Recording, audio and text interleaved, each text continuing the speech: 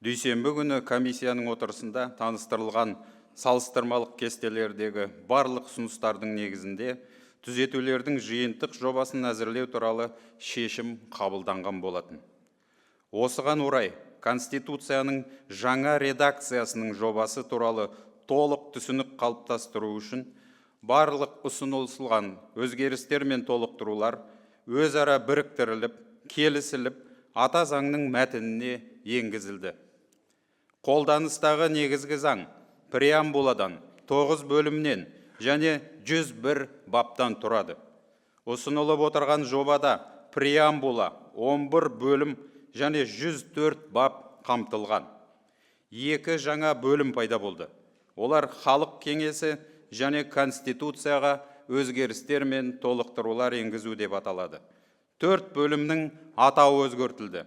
Жалпы ережелер бөлімі конституциялық құрылыстың негіздері, адам және азамат бөлімі негізгі құқықтар, бостандықтар мен міндеттер, парламент бөлімі құрылтай, соттар және сот төрелігі, прокуратура, адам құқықтары жөніндегі уәкіл бөлімі, сот төрелігі, прокуратура, құқық қорғау тетіктері бөлімі болып тұжырымдалды.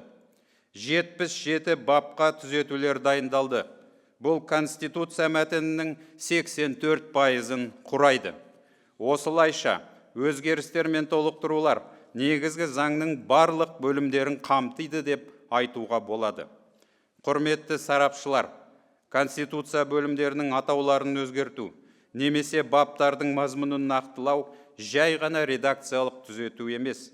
Бұл тұжырымдамалық ұстанымдарды өзгертетін, құқықтық нақтылықты күшейтетін және негізгі заңның сапасын арттыратын маңызды әрі терең ойластырылған қадам. Нәтижесінде өзгермелі өмірде түрленіп жатқан қоғамдық қатынастарға сай келетін құқықтық нормалар белгіленбек.